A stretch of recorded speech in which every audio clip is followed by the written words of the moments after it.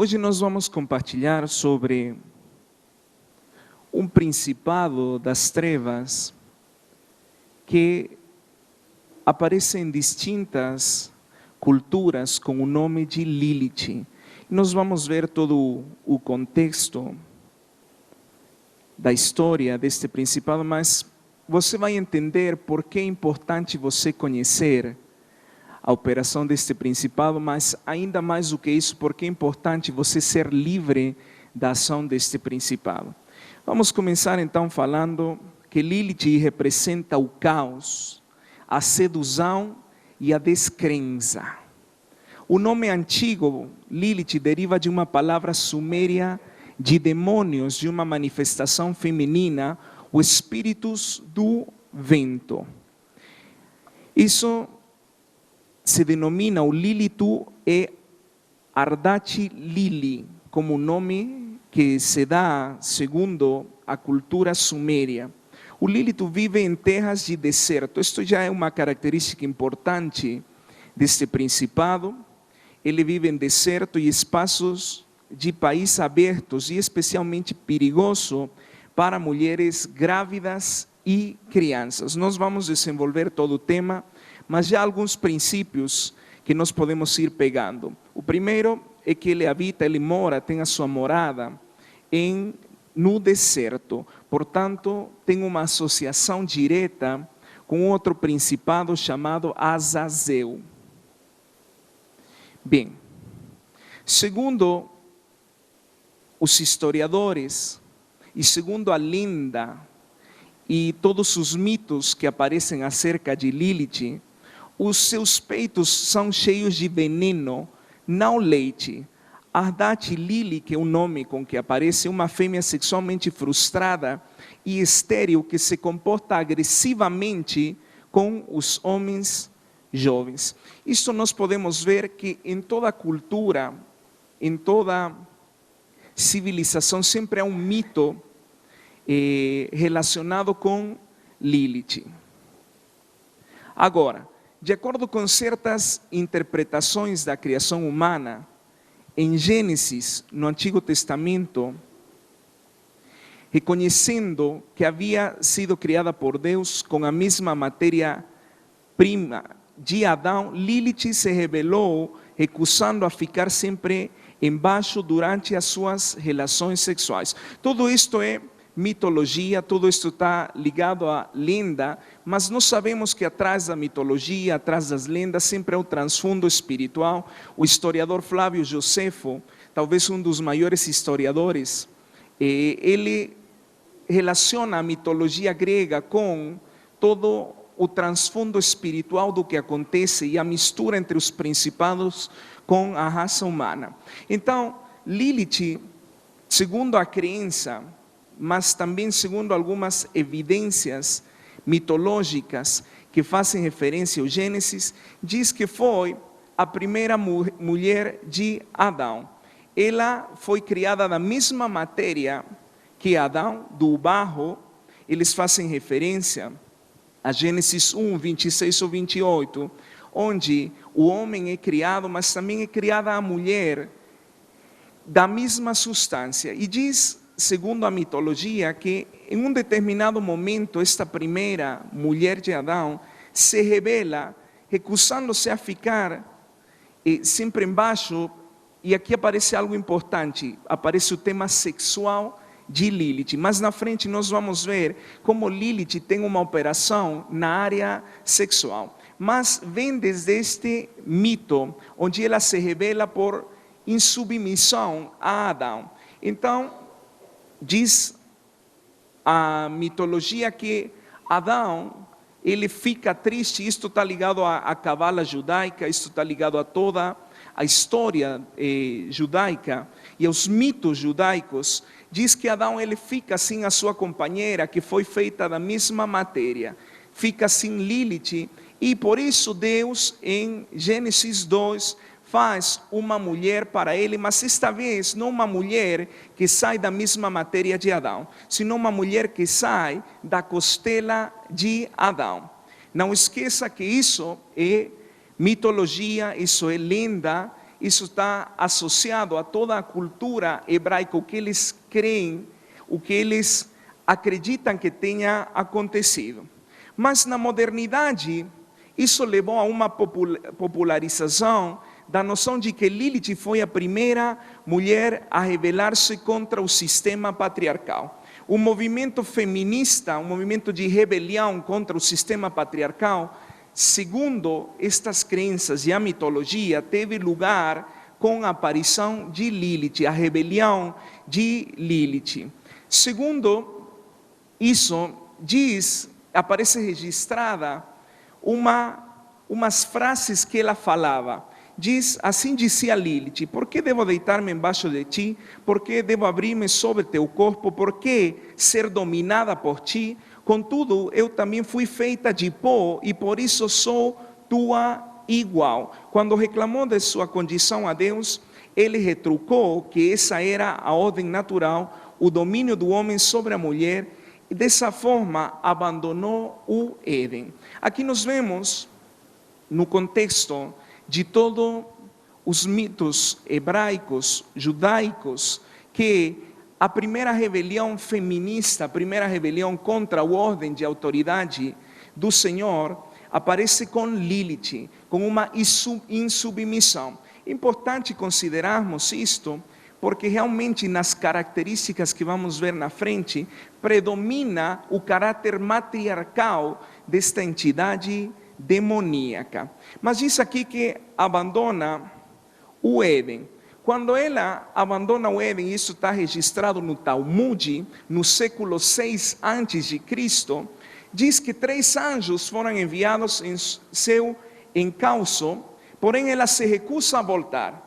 Quando ela se rebela e decide complotar contra todo o sistema patriarcal, Deus decide enviar, segundo o Talmud, 3 anjos para fazê-la voltar. Mas ela se recusa a voltar e começa a juntar-se aos anjos caídos, onde tem um casamento com Samael. Segundo o Talmud, Samael foi quem tentou a Eva, ao passo que Lilith é quem tentou a Adão, os fazendo cometer o adultério. Tudo isto segundo a lenda hebraica, segundo o Talmud, segundo os registros que aparecem na mitologia hebraica. Desde então o homem foi expulso do paraíso e Lilith tentaria destruir a humanidade. E também os filhos do adultério de Adão com Eva seriam causa da destruição desta entidade demoníaca, pois mesmo abandonando seu marido, ela não aceitava que Adão tivesse uma segunda mulher. Perceba como a cultura, nós sabemos que a cultura está relacionada com um culto, e a cultura é a que modela o caráter nas pessoas. Os mitos não são inocentes, sino que têm um transfundo espiritual.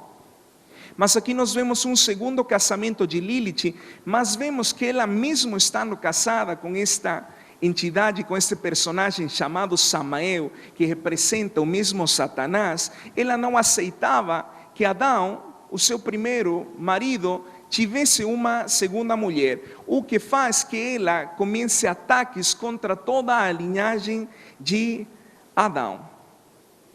Ela então, segundo o Talmud, perseguiria os homens, principalmente os adúlteros, as crianças e recém-casados, para se vingar da rejeição que foi feita com ela e para se vingar de que o seu ex-marido, Adão, tivesse outra mulher. Após os hebreus terem deixado a Babilônia, Lilith perdeu aos poucos sua representatividade e foi limada do Velho Testamento. Segundo a cultura hebraica, depois do cativeiro que se faz em Babilônia, depois de eles terem saído, este mito, esta lenda de Lilith vai perdendo muita força e vai sendo reduzida, vai sendo apagada simplesmente algumas crenças. Eva é criada no 6º dia e depois da solidão de Adão, ela é criada novamente, sendo a primeira criação referente, na verdade, a Lilith no Gênesis. Isto que o Talmud fala sobre Lilith.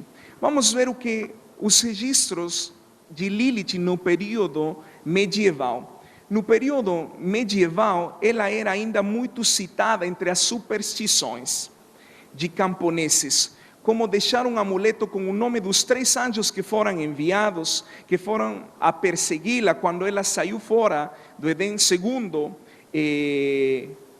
os registros do Talmud, esses anjos se chamaram San Visanvasi e San Magelav.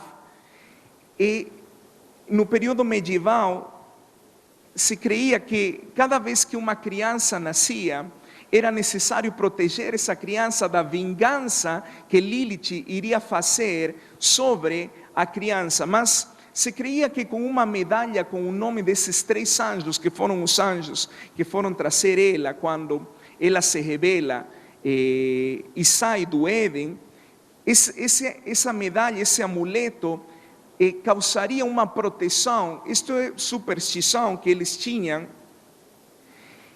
para que não fossem assassinados as crianças, e também está ligado ao sono que devia ser guardado dos maridos, pois Lilith também atuaria, teria uma esfera de atuação dentro do sono, uma perturbação no sono. Há uma relação também entre Lilith e os ventos. A imagem de Lilith sobre o nome Lilith apareceu primeiramente representando uma categoria de demônios ou espíritos de ventos e tormentas na Suméria, por volta de 3.000 anos antes de Cristo. Muitos estudiosos atribuem a origem do nome fonético Lilith por volta de 700 anos antes de Cristo. Veja a evolução, mas veja uma outra característica importante da operação de Lilith. Ela era relacionada aos demônios, aos espíritos dos ventos e das tormentas. Ela também é associada na Mesopotâmia a um demônio feminino da noite, espíritos da noite, que se originou na antiga Mesopotâmia. Era associada ao vento e pensava-se por isso que ela era portadora de mal-estares, doenças e mesmo da morte. Aqui há outra característica importante a considerarmos, e a operação de Lilith em tudo o que é doenças, mas também em tudo o que é morte. Não esqueça que, segundo o Talmud, segundo os mitos, as lendas, ela tentaria matar, ela tentaria se vingar de toda a rejeição que ela recebeu de parte de Adão. Porém, algumas vezes ela se utilizaria da água como uma espécie de portal para o seu mundo. Quando ela sai do Éden e depois fica expulsa, e os anjos, esses 3 anjos vão buscá-la, se diz que acharam na água. Então, há uma lenda, uma crença na Mesopotâmia de que ela usaria a água como uma espécie de portal para um mundo alternativo no qual ela habitaria. Também nas escrituras hebraicas, no Talmud e Midrash, ela é referida como uma espécie de demônio. Na Bíblia, Lilith na Bíblia, na versão King James inglesa, há um texto que relaciona a Lilith, a uma associação à noite com a coruja, mas isso é tomado do texto que aparece em Isaías 34, 14, na Bíblia King James. Em algumas Bíblias, também na versão portuguesa, aparece a versão de Lilith. Mas em Isaías 34, 14, nós vamos abrir para ver a evidência, a única evidência bíblica, a única passagem onde se faz referência a Lilith. Isaías 34, no verso 14. Diz: e os cães bravos se encontrarão com os gatos bravos, e o sátiro clamará ao seu companheiro, e os animais noturnos ali pousarão e acharão lugar de repouso. Perceba, animais noturnos. Lilith é relacionada com os espíritos noturnos. Ali se aninhará a Melhoa e porá os seus ovos, a coruja, diz em outra versão, e tirará os seus filhotes e os recolherá debaixo da sua sombra. Também ali os abutres se ajuntarão uns com os outros. Na versão King James, aparece a coruja como Lilith, mas em outras versões aparece, onde fala de animais noturnos, aparece o nome de Lilith. É preciso salientar comparativamente que na renomada versão em língua portuguesa da Bíblia, isto é, na tradução que nós usamos, João Ferreira de Almeida, esta passagem relata que os animais noturnos ali pousarão, não havendo menção da coruja. Não se faz menção da coruja como na versão King James, portanto, não é citado de uma maneira certa, é citado de uma maneira errônea, segundo esta versão. Mas na versão King James fala dos animais noturnos e fala da coruja. E há uma relação no texto original com Lilith. Há uma analogia entre Lilith e a coruja, mas sobretudo com os animais noturnos. É a única passagem na palavra que faz menção, faz referência a Lilith no texto hebraico. Na Suméria e Babilônia, ela ao mesmo tempo que era cultuada, ela era identificada com os demônios e espíritos malignos. Perceba que a primeira mulher que se revela, a primeira mulher que traz um confronto ao sistema patriarcal, depois vai sendo identificada ela mesma como com os espíritos malignos e com os demônios. Seu símbolo era a lua, há uma relação direta entre Lilith e a lua. De fato, se tem as crenças que há outro satélite da Terra fora da lua que se chama Lilith. Isto segundo alguns historiadores. Seu símbolo era a lua, pois assim como a lua, ela seria uma deusa de faces boas e ruins. Agora aqui nós vemos a relação direta entre Lilith e a rainha dos céus.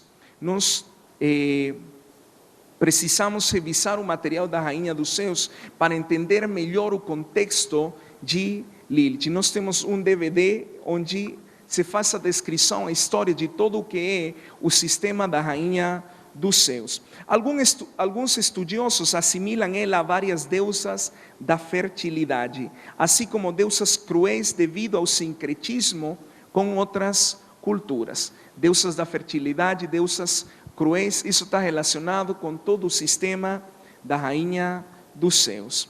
A imagem mais conhecida que temos dela é a imagem que nos foi dada pela cultura hebraica, uma vez que esse povo foi aprisionado e reduzido à servidão na Babilônia, onde Lilith era cultuada. Em Babilônia, Lilith era adorada, ela era cultuada, ela era uma deusa mãe.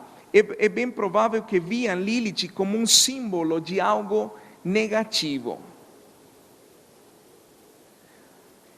Vemos assim a transformação de Lilith no modelo hebraico de demônio.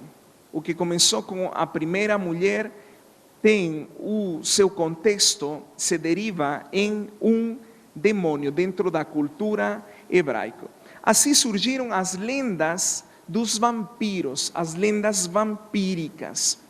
Segundo essas lendas e segundo o contexto, a cultura hebraica, Lilith tinha 100 filhos por dia. Súcubos quando eram mulheres e íncubos quando eram homens. Ou simplesmente Lilims, que eram os filhos de Lilith. Eles se alimentavam da energia desprendida no ato sexual e do sangue humano. É aqui que começa toda a história dos vampiros e é aqui que também todo o contexto dos íncubos e os súcubos está relacionado com Lilith. Mas todo isto dos íncubos e dos súcubos e toda a lenda de Lilith, também nós poderíamos localizar a origem de tudo isso em Gênesis 6, quando os filhos de Deus tiveram sexo com as filhas dos homens. Vamos ler Gênesis 6, desde os versos 1 ao verso 4. Diz: sucedeu que quando os homens começaram a multiplicar-se sobre a terra e lhes nasceram filhas, viram os filhos de Deus que as filhas dos homens eram formosas e tomaram para si mulheres de todas as que escolheram. Então disse o Senhor: o meu espírito não permanecerá para sempre no homem, porquanto ele é carne, mas os seus dias serão 120 anos. Naqueles dias estavam os nefilins na terra, e também depois, quando os filhos de Deus conheceram as filhas dos homens, as quais lhes deram filhos. Esses nefilins eram os valentes, os homens de renome que houve na antiguidade. Esta é uma passagem que tem diversas interpretações teológicas. Essencialmente, existem duas linhas teológicas para a interpretação desta passagem. A primeira, que fala que, quando se faz referência aqui aos filhos de Deus, está se falando da linhagem de Sete, e que, na verdade, o relacionamento foi entre a linhagem de Sete com as filhas dos homens. Então não haveria, segundo esta interpretação, nenhum relacionamento sobrenatural. Eram simplesmente humanos tendo sexo com humanos. Agora, o questionamento maior a essa interpretação é a seguinte: se era simplesmente humanos tendo sexo, por que Deus fica tão irado? Se fosse essa interpretação a mais válida, então por que Deus fica irado? Simplesmente porque da linhagem de Sete, os humanos tiveram sexo com as filhas dos homens. Se ele mesmo tinha mandado, tinha dado um mandamento de reprodução.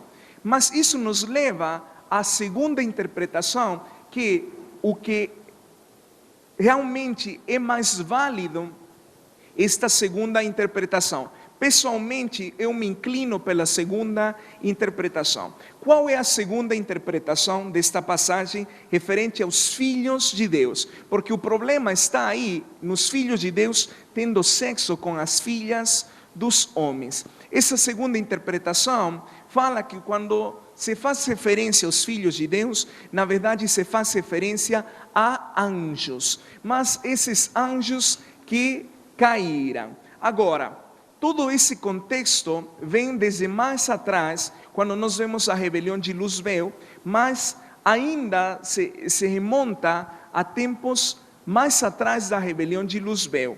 Tudo isso nós explicamos no kit do treinamento que damos da influência da iniquidade no DNA, mas é importante pegar a linha de que em todas essas rebeliões sempre houve a figura feminina. Agora, por que nós nos inclinamos a pensar que os filhos de Deus nessa passagem, que tem sexo com as filhas dos homens, realmente eram os anjos? Por que nós cremos que os filhos de Deus eram a corte angelical, os anjos de Deus, mas os anjos que caíram? Segundo, tudo isto tem uma referência bíblica, e você pode anotar, isso se encontra em Jó 1,6, quando diz que os filhos de Deus, eles se apresentaram junto com Satanás diante do trono do Senhor. Se fosse a linha de Sete de humanos, essa passagem não teria lugar. Jó 2,1 também faz referência a eles em um contexto angelical. Jó 38,7 diz que os filhos de Deus adoravam na aurora, adoravam junto a Deus na aurora, antes da rebelião. Salmo 29,1 fala também dos filhos de Deus. Salmo 82,1, Salmo 89,7. Não é o tema em discussão, simplesmente estamos tentando tentando arrumar o quebra-cabeças de toda a mitologia de Lilith, mas levando a uma linha bem bíblica do que aconteceu e como relacionamos todas as lendas e a mitologia que aparece representada na cultura hebraica e em outras culturas, babilônica, suméria, Mesopotâmia. Aqui também se traduz nos Salmos como filhos dos deuses, referindo-se especificamente a anjos que caíram. A argumentação para esta segunda interpretação teológica é realmente muito mais forte do que a primeira. Agora, Dos filhos de Deus e as filhas dos homens nascem o que a Bíblia chama os gigantes, ou no original, os Nefilim. Agora, diz que não só aparecem os gigantes, os Nefilim, sino também que esses gigantes, já o produto desse relacionamento sexual, volta a se relacionar com as filhas dos homens. E aí aparecem seres de grande estatura.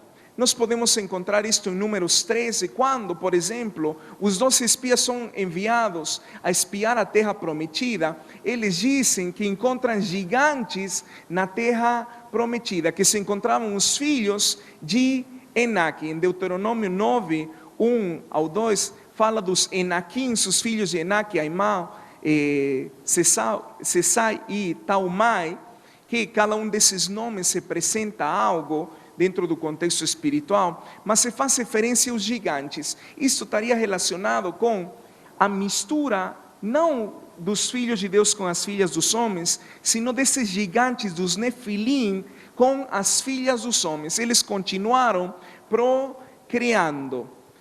Em Deuteronômio 1:28 e no 3:11 continuamos a ver referências sobre estes gigantes. De fato, se fala de um gigante que a sua cama, se nós fizéssemos uma interpretação nas medidas que nós entendemos, a cama deste gigante, que era um rei, em Deuteronômio 3:11, seria de 3 metros por mais de 1 metro e algo de comprimento. Então realmente era a cama de um gigante. E para suportar tudo isso, outras versões falam que era uma estrutura muito bem elaborada. Primeira de Crônicas também faz referência a estes gigantes. De fato, segunda de Samuel 21 faz referência também a estes gigantes. O famoso Golias, por exemplo, era parte dessa reprodução que se dá entre os gigantes, entre os Nefilim e as filhas dos homens, e se produzem seres de grande estatura. Esses seres de grande estatura se denominam como os Giborim. De fato, quando se fala de Nimrod, se fala dele como um Giborim, como um tirano, como alguém que exercia como alguém que era um ditador. Mas nós vemos em todas essas passagens referências sobre os seres de grande estatura. Mas tudo isso teve sua origem no relacionamento entre os filhos de Deus, os anjos que caíram, e as filhas dos homens, dando como produto os Nefilim, os gigantes. E esses gigantes se reproduzem novamente com as filhas dos homens e dão seres de grande estatura. Nós podemos ver também que Golias tinha outros irmãos, Isbi-Benob, por exemplo, ou Golias de Gade. Encontramos a presença dos gigantes em toda a Escritura. Agora, a versão moderna, e por que é importante nós conhecermos sobre tudo isto, é o famoso Crepúsculo. O Crepúsculo, esse filme, relata que o enamoramento de um vampiro, mas é um vampiro bom, que tem sexo, ele se enamora, se apaixona, o vampirinho, de uma filha dos homens, de uma mulher, e tem um relacionamento com ela. Mas isso é apenas a maquiagem do diabo do que aconteceu em Gênesis 6. Anjos que caíram, neste caso um vampiro, se relaciona com as filhas dos homens. E deixa eu falar algo. Esta é a estratégia do diabo para os dias finais. Vai ser desta maneira que ele vai começar a ter uma entrada nas gerações atuais. Se você vê hoje, o Crepúsculo tem sido um filme que tem dado muita audiência. De fato, no Brasil existem muitos fãs, muitas meninas são fãs desse vampiro que é bom, ele é bonzinho, e até tem um clube de fãs. Mas tudo isso é a estratégia do diabo por corromper as gerações. Ainda que a igreja prefere não acreditar na interpretação que foram anjos que caíram, que tiveram sexo com as filhas dos homens, para não criar polêmica, as trevas estão avançando e avançando. E para nossa surpresa, que não deveria ser surpresa, mas agora não é só o crepúsculo, senão que há um novo filme que é a saga do crepúsculo, a lua nova. Está relacionado com todo o vampirismo. Você vai ver que há uma linha muito forte do vampirismo, mas isso está ligado a Gênesis 6, isso também está ligado a todo o transfundo de Lilith. Anjos que caíram tendo sexo, trazendo uma perversão sexual sobre a raça humana. Bem, vamos continuar falando um pouco sobre a cultura suméria e babilônia. Dentro dessa cultura também podia manipular, eles acreditavam que Lilith também podia manipular os sonhos humanos, que seriam os geradores das poluições noturnas. Isto é algo muito sério, porque ainda que está dentro do que é um mito, do que é uma lenda, do que é uma crença, tem um transfundo espiritual muito forte. E nós vamos falar sobre esta particularidade de Lilith mais na frente. Mais uma vez possuídos por um súcubus, dificilmente um homem saía com vida. Não esqueça que íncubos se chama aos espíritos de uma manifestação masculina e súcubos de uma manifestação feminina. Não que os espíritos sejam masculinos ou femininos, sino que eles têm distintas manifestações. Falando dos ataques de Lilith, nós podemos observar na história, em todo o contexto da história, que há certas particularidades interessantes nos ataques de Lilith. Como o aberto esmagador sobre o peito, uma vingança por ter sido obrigada a ficar por baixo de Adão. E sua habilidade, isto é tudo, você pode ver. Se você estuda um pouco de história, você pesquisa um pouco na internet, você vai encontrar que isto não é ideia minha, isto é parte de toda a cultura. Eles acreditavam que sua habilidade, a habilidade de Lilith era de cortar o pênis com a vagina, segundo os relatos católicos medievais.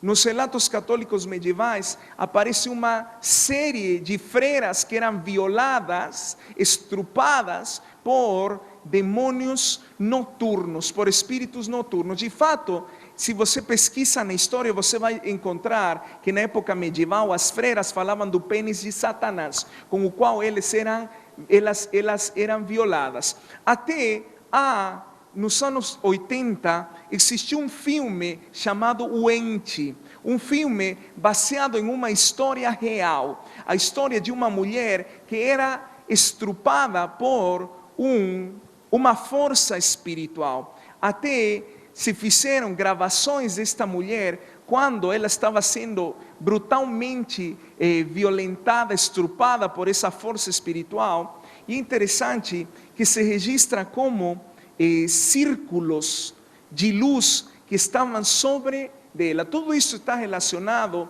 a o que é o transfundo de Gênesis 6. Filhos de Deus, anjos que caíram tendo sexo com as filhas dos homens. Mas isso esteve presente em toda a história e é algo que nós precisamos conhecer. Ao mesmo tempo que Lilith representa a liberdade sexual feminina, também representa a castração masculina. De fato, a maior parte dos movimentos feministas estão relacionados com uma cultura, com uma adoração a Lilith. Até existe o relato de uma cantora estadunidense que relaciona este nome Lilith e ela começou a ganhar muita popularidade sobre esta cultura de adoração a Lilith. Agora, há um relato, um relevo que foi feito por Berni em 1800. É um relevo sumério que representa a Lilith como uma serpente, uma relação entre Lilith e Inanna, a deusa suméria da guerra e do prazer sexual. Aqui nós falamos diretamente da rainha dos céus. A representação dele é a que você tem na sua tela, onde aparece metade serpente, metade mulher, mas eles atribuem a que foi ela que provocou a tentação no Éden. Também podemos encontrar uma relação entre Lilith e Minerva, entre Lilith e várias deusas, isto é, todo o sistema da rainha dos céus. Minerva era considerada a deusa da guerra, você pode ver ela com lança, ela com escudo, ela com capacete, toda armada, a manifestação da rainha dos céus no seu gênero de Candelária, ela toda armada, preparada para a guerra, mas sobre o braço direito ela levava alguém, levava uma coruja. Essa coruja também é chamada de Nike. E, de fato, é a representação de Lilith, que está ligada a Lilith como guardiã da estrutura da rainha dos céus. Um tema que você precisa entender a fundo é o sistema da rainha dos céus. Bem, Lilith também, algumas vezes, ela é associada com a deusa grega Hécate, a mulher escarlate, um demônio que guarda as portas do inferno montada em um enorme cão de 3 cabeças, que se chamou Cerbero. Hécate, assim como Lilith, representa na cultura grega a vida noturna e a rebeldia da mulher sobre o homem. É interessante que em todas as culturas se faz referência, até na Bíblia, nessa passagem de Isaías, a Lilith como um animal noturno, a Lilith como um espírito da noite, um espírito noturno, uma vida noturna e a rebeldia da mulher sobre o homem. Aí um gráfico de Lilith e Hécate. Você pode ver 3 mulheres aí representadas por Hécate, mas isso está ligado aos 3 gêneros da rainha dos céus: o gênero da perversão sexual, o gênero das guerras e também o gênero do ocultismo, é a manifestação da rainha dos céus. Hécate é o arquétipo mais incompreendido da mitologia grega. Ele é uma deusa tríplice, 3 manifestações, 3 gêneros essenciais da rainha dos céus, mas é uma deusa lunar. Ela está vinculada com o aspecto sombrio do disco lunar, ou seja, o lado inconsistente do feminino, segundo a mitologia grega. E representa ainda o lado feminino ligado ao destino. Seu domínio se dá em 3 dimensões: no céu, na terra e no submundo. Isto é algo muito interessante e algo muito espiritual, porque nós conhecemos o sistema da rainha dos céus e todo o governo que ela exerce, mas também aqui aparecem outras 2 dimensões de atuação: a rainha da terra e a rainha do submundo, a rainha do inferno. Eu agregaria mais uma dimensão, que é a rainha das águas. Mas tudo isso está relacionado com o culto à rainha dos céus e com a estrutura do que a Bíblia chama da Grande Babilônia. Hécate é, portanto, uma deusa lunar por excelência, e a sua presença é sentida nas 3 fases lunares. A lua nova pressupõe a face oculta de Hécate. A lua cheia vai sendo aos poucos sombreada pelo seu lado escuro, revelando o aspecto negativo da mãe, todas deusas mães, e a lua minguante revela o seu aspecto luminoso. É preciso morrer para renascer. Tudo isto na cultura e na mitologia grega.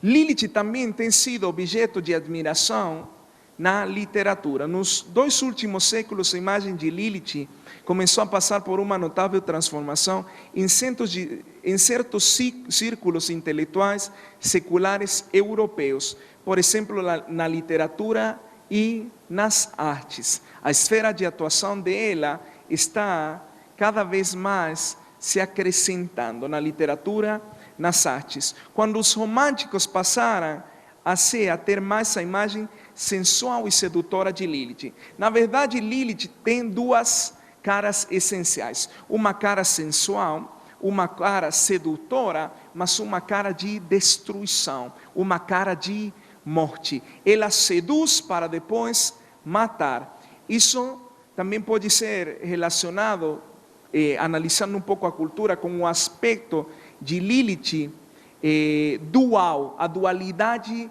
de Lilith, uma cara sensual, uma cara de perversão sexual, mas uma cara de destruição, de morte.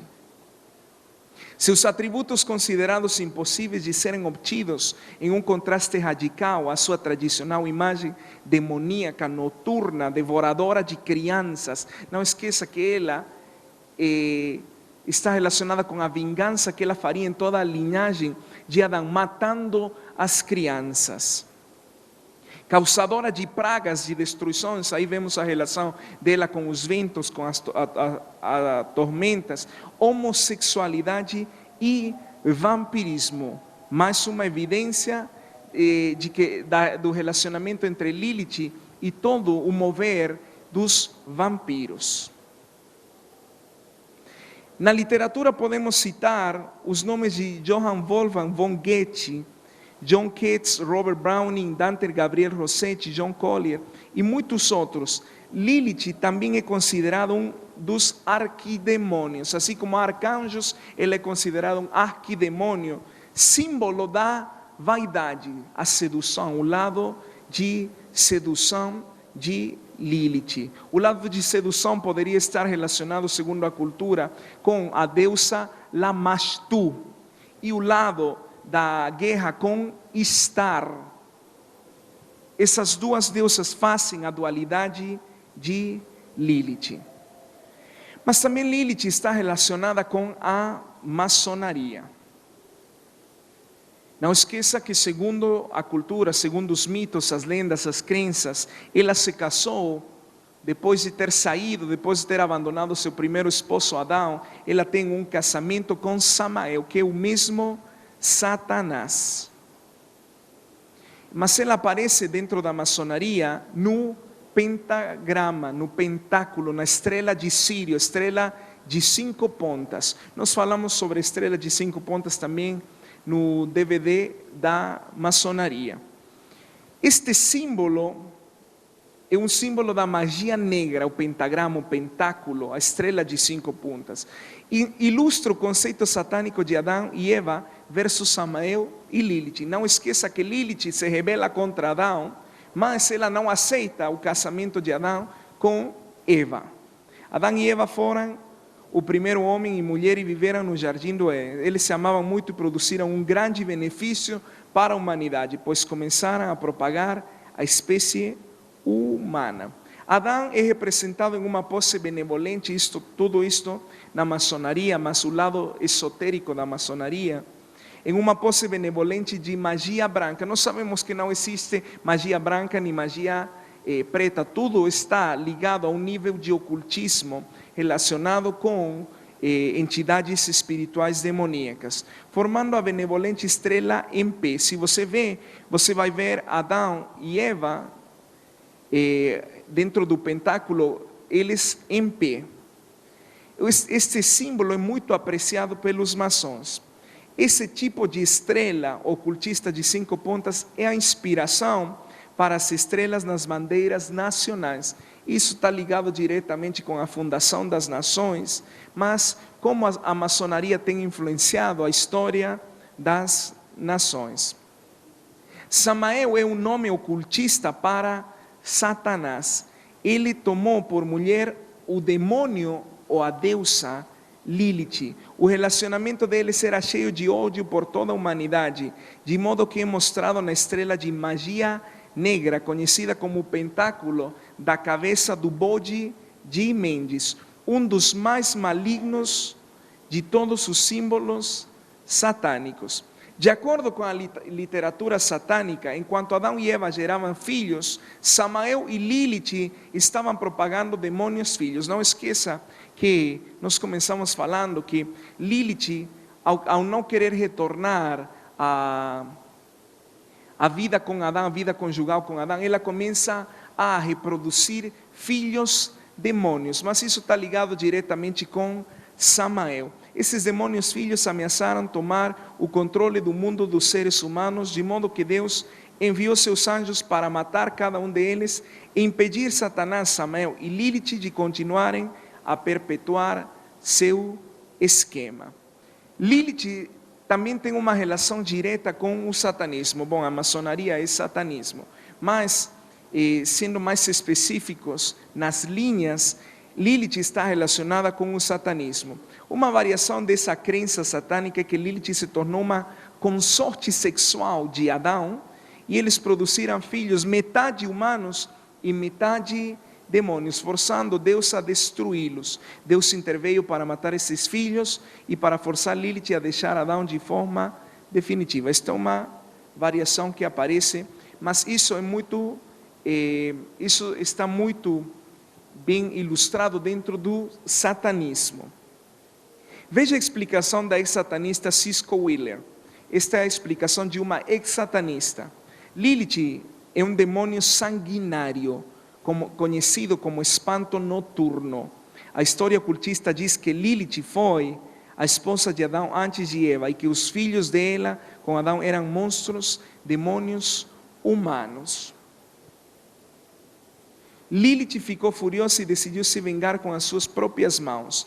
Ela aparecia aos homens individualmente como uma bela e sedutora mulher. A cara de Lilith, segundo a deusa Lamashtu, uma bela e sedutora, o lado sedutor, que os atraía para a cama para manter relações carnais. Em seguida, ela se transformava, o outro lado da dualidade de Lilith, em um cruel vampiro e matava a vítima humana. Primeiro seduzia e depois matava.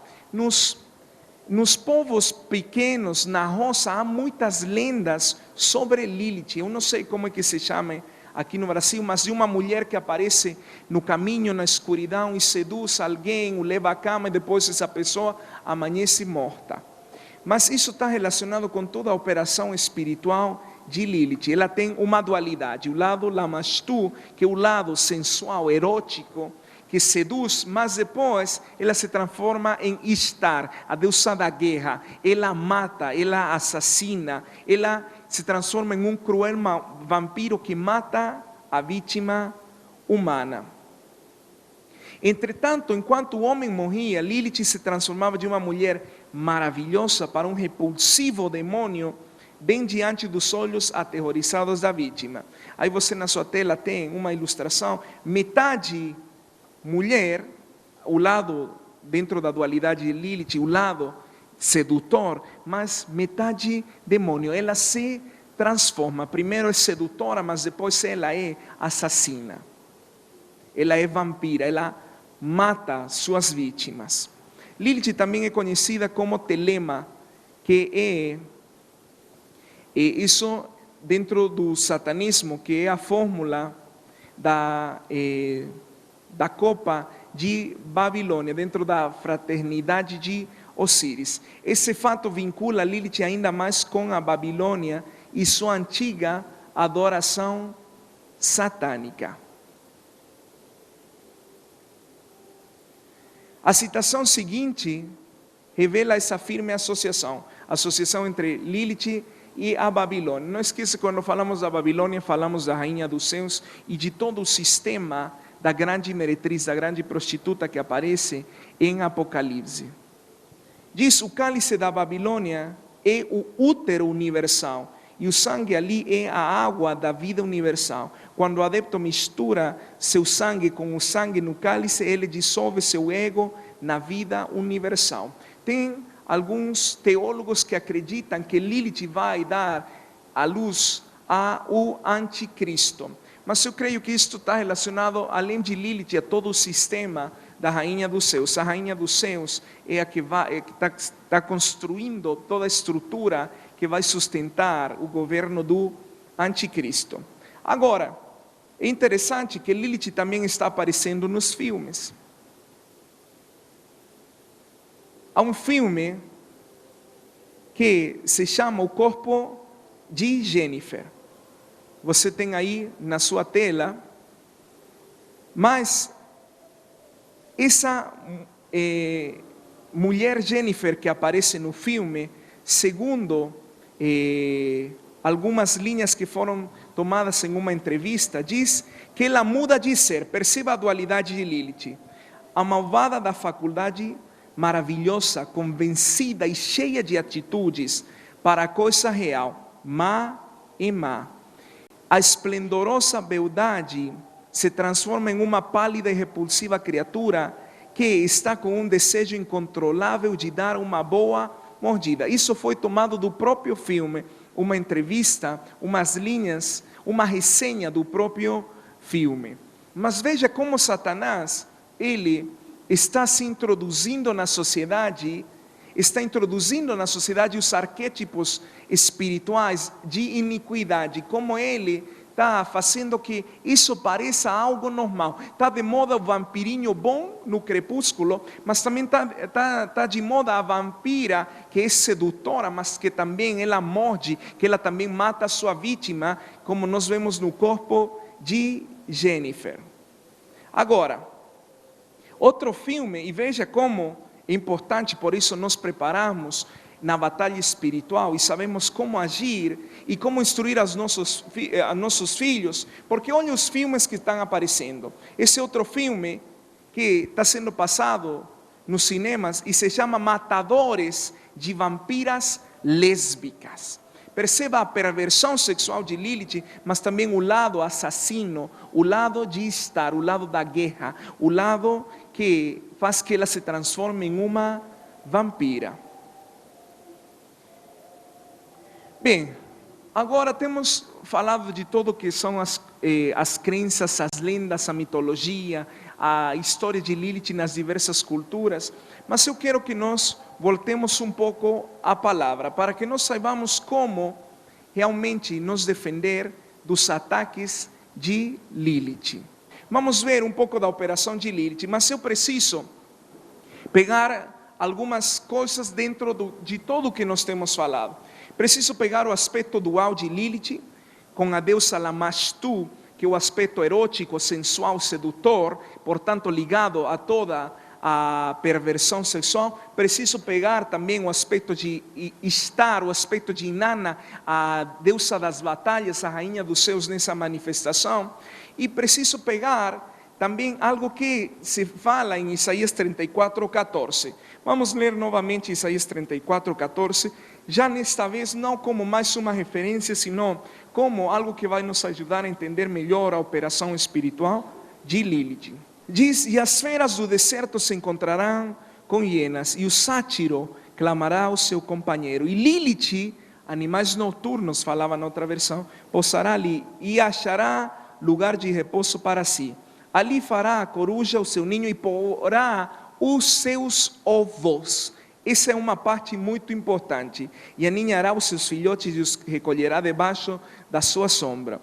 Também ali se ajuntarão os abutres, cada fêmea com o seu companheiro. Lilith, no mundo espiritual, ela coloca ovos de iniquidade. Não esqueça que Lilith está relacionada dentro da mitologia também com uma serpente. Isaías fala dos ovos de serpente, ovos de iniquidade. Como opera Lilith no mundo espiritual? Vamos falar da área sexual, porque muitas pessoas são presas da operação de Lilith e não sabem como sair.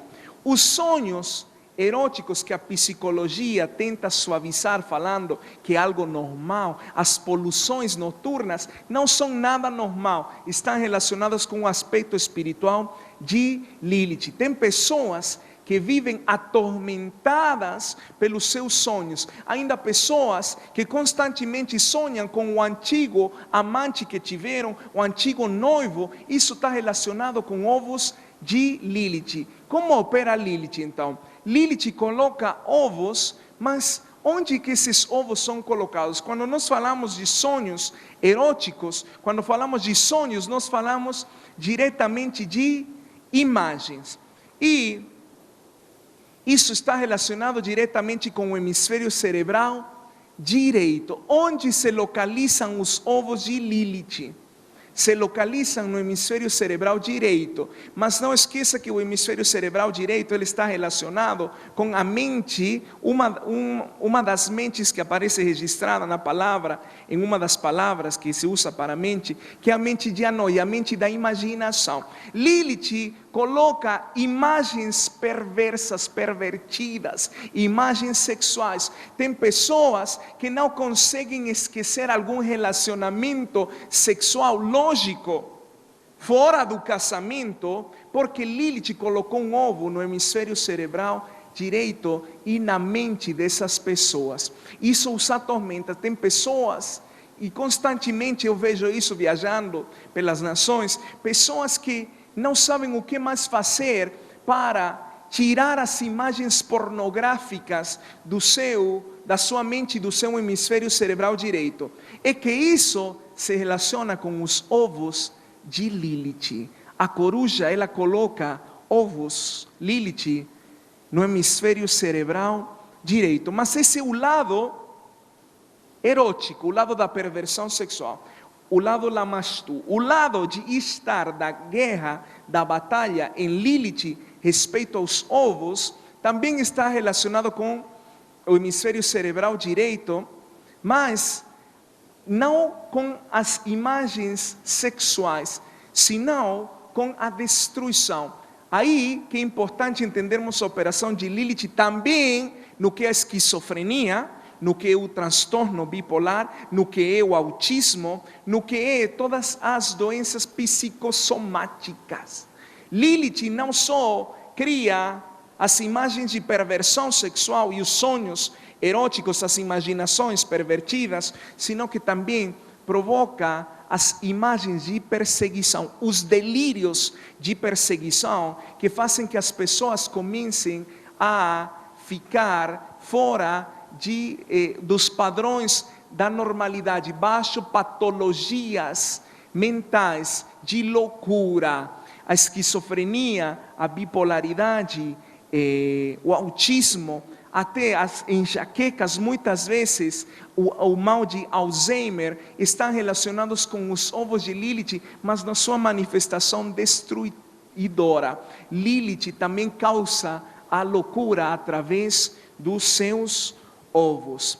Não esqueça que a mente de Anoia é a mente que imagina. Essa é a mente que guarda a informação de todos os dias. Nelas estão guardadas as coisas que vivemos. É como um banco de memória. É aí onde opera Lilith. Os ovos de Lilith trazem panos de fundo nesse banco de memória que ou causam as pessoas imagens sexuais ou causam imagens de loucura. É como fundos que temos guardado e que usamos em determinados momentos. Esses fundos são chamados de imaginações. A função da mente de Anoia é operar com os fundos que tem. Mas se os fundos que tem são os fundos provocados pelos ovos de Lilith, as pessoas vão experimentar uma depravação sexual, uma perversão sexual ou a loucura. A mente de Anoia pode nos dar uma imagem equivocada de quem nós somos. Às vezes essas imagens são defendidas porque achamos que somos o que elas nos mostram, a imaginação. Perceba a importância de nós batalharmos contra este principado, porque este principado anula a operação profética, contaminando a mente de Anoia, que é a mente que produz um acesso ao mundo espiritual. Mas Lilith, na sua dualidade, ataca a mente de Anoia, ataca os hemisférios cerebrais. No caso da loucura, ela provoca um bloqueio entre os hemisférios cerebrais esquerdo e direito. Muitas vezes, ministrando pessoas com bipolaridade, o Senhor tem me mostrado ovos que têm que ser queimados nas pessoas, e ministrando dessa maneira têm sido totalmente curadas. Eu creio que as armas que Deus está nos entregando, amados, são armas poderosas para destruirmos as fortalezas das trevas. Como Lilith alcança legalidade nas nossas vidas? Bem, vamos falar das iniquidades relacionadas a Lilith, de uma maneira geral. Uma área de operação relacionada a Lilith é o ocultismo. Aí nós podemos falar da maçonaria, satanismo, bruxaria. E não esqueça que quando falamos de iniquidade, falamos de toda a linhagem, toda a antecedência, todos os antepassados. Não apenas falamos do que nós fizemos, sino o que vem como uma herança genética. E é muito provável que você que está neste lugar, ou você que está nos assistindo através do DVD, provenha de antepassados que foram maçons, por exemplo, que foram satanistas, que foram bruxos. Isso dá uma legalidade de operação a Lilith. É uma das iniquidades que, é uma das áreas de iniquidade que pode causar que Lilith opere na vida de uma pessoa. Segunda área importante que gera muitas iniquidades é a perversão sexual. O sexo fora do casamento, a masturbação, a pornografia, tudo o que é a lascívia, a luxúria, estão relacionados com Lilith, o adultério, a fornicação. Então, quando nas nossas vidas nós temos aberto essas portas, ou talvez os nossos antepassados, falando da iniquidade, abriram essas portas, é provável que na nossa vida nós tenhamos influência de Lilith, ou que mesmo os ovos de Lilith se encontrem influenciando a nossa mente e a nossa imaginação. Terceira área de operação de Lilith é tudo relacionado com insubmissão, tudo relacionado com rebeldia. Não esqueça que, segundo as culturas, ela foi insubmissa, ela quis se rebelar, ela se considerou alguém que não devia estar debaixo da autoridade. Isso dá legalidade a Lilith. Eu creio no ministério da mulher, eu creio no papel da mulher, mas, queridos, Deus é patriarcal. Deus estabeleceu sacerdotes e as mulheres têm um papel muito importante, mas Deus sempre vai ser patriarcal. Deus não é machista, mas Ele é patriarcal. E o lugar da mulher é debaixo da autoridade do varão. Quando esse papel é invertido, é que dá problemas no casamento, dá problemas nos filhos, dá problema na economia, porque Deus, Ele é sábio e Ele sabe o que Ele faz. E Ele determinou que o varão seja a cabeça da mulher. Amém? Eu creio que a mulher tem um papel muito importante, mas a cabeça foi determinada por Deus para ser o varão. Então é tempo de que você, varão, assuma seu sacerdócio na sua família. A quarta área de operação de Lilith, gerando iniquidades, é a área da morte. Aqui vou falar um pouco sobre o aborto. O aborto é uma das iniquidades que gera mais legalidade em Lilith. Não esqueça que Lilith queria matar as crianças. Isso está relacionado com o que é o aborto. Mas também relacionado dentro desta área com a morte estão as doenças. Aí podemos ver tudo o que é o lado dual de Lilith, da esquizofrenia, da bipolaridade, do Alzheimer e de todas as doenças psicossomáticas. Mas também a depressão é uma outra manifestação de Lilith. Eu creio que esta é uma noite de libertação para as nossas vidas. Eu creio que hoje o Filho de Deus vai se manifestar destruindo as obras do diabo nas nossas vidas e queimando esses ovos de Lilith. Mas não antes de que nós tenhamos um tempo de arrependimento, porque todos temos dado legalidade em uma ou outra destas iniquidades. Vamos ficar em pé, irmãos. Deus está te treinando, te equipando, te preparando, querido. Minha vida cristã não é chata. Chata é a religião, chata é a religiosidade. Mas entender o mundo espiritual te faz responsável diante de Deus. Você não vai falar o dia de amanhã, não vai poder falar, eu não sabia disso, ninguém me falou. Porque hoje Deus está te fazendo responsável disso. Hoje Deus está te entregando ferramentas para que você possa ajudar não apenas sua própria vida, senão a vida da sua família. Quem sabe tem muitas pessoas na sua família que estão presas à operação deste principado. E hoje você vai aprender como receber primeiro a libertação e como você poder libertar essas pessoas. Vamos fechar os olhos. Pai, nós te agradecemos porque tu estás levantando um exército profético sobre as nações. Obrigado pela tua revelação apostólica, tua revelação profética sendo liberada sobre as nações. Obrigado porque estás nos levando de um nível de maturidade a um nível maior. Obrigado, oh Pai, porque as tuas estratégias estão sendo trazidas à existência. Nós queremos ser filhos obedientes contigo. É por isso que neste dia nós vimos arrependimento, porque nós mesmos temos dado legalidade a este principado chamado Lilith. Nós temos permitido que ele alcance legalidade, temos sido cúmplices da operação deste principado. E por isso que neste dia nós nos apresentamos diante do teu trono para recebermos o oportuno socorro, para alcançarmos a graça diante de ti. E confessamos nesta hora, confessa comigo, eu confesso a minha iniquidade e a iniquidade dos meus antepassados, de maçonaria, satanismo, bruxaria, feitiçaria, ocultismo, perversão sexual, adultério, fornicação, masturbação, estupro, pedofilia, bestialismo, homossexualismo. E nesta hora eu também confesso minha iniquidade e a iniquidade dos meus antepassados, de rebeldia, de insubmissão, de rebelião, de traição. E também confesso a minha iniquidade de morte, depressão, tristeza, solidão, angústia. Mas nesta hora, diante do teu trono, eu venho a quebrar toda aliança com Lilith, em nome de Jesus.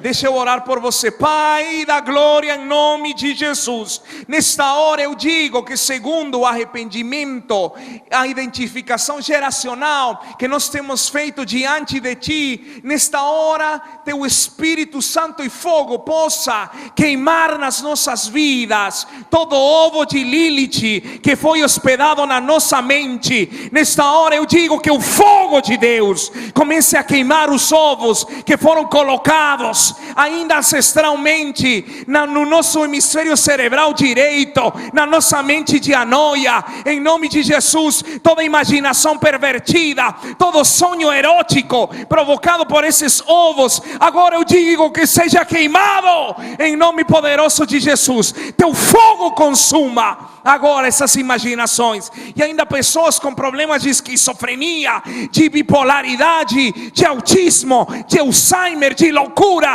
eu digo que os ovos de Lilith que bloqueavam os hemisférios cerebrais e traziam imaginações de perseguição, delírios de perseguição, delírios de grandeza, sejam queimados em nome poderoso de Jesus. Eu peço que os anjos do Senhor atirem cada pessoa nesse lugar dos cárceres relacionados com as iniquidades, em nome poderoso de Jesus. Todo cárcere estabelecido pela maçonaria, agora em nome de Jesus eu declaro que é quebrado o jugo de Bafomete, em nome poderoso de Jesus. Eu quebro o jugo de Samael, em nome de Jesus. Eu quebro o jugo de Pitom, em nome poderoso de Jesus. Eu quebro o jugo de Jezabel, eu quebro o jugo da rainha dos céus relacionados com Lilith, em nome de Jesus. Eu declaro agora que nós nos alinhamos a teu plano, a teu modelo eterno. Pai, eu declaro que nesta hora os varões começam a tomar sacerdócio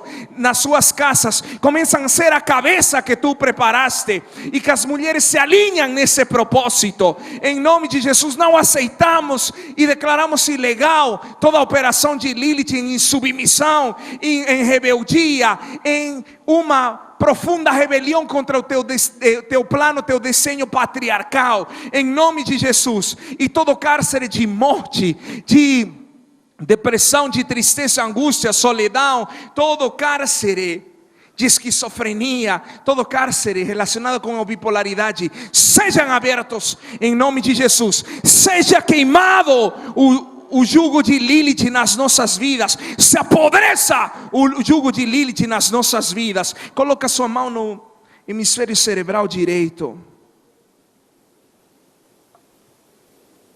Que teu fogo venha queimar agora. E fala para o Senhor: eu consagro a minha mente. Eu consagro a minha imaginação. Eu decido santificar a minha imaginação para receber só os teus planos. Em nome poderoso de Jesus.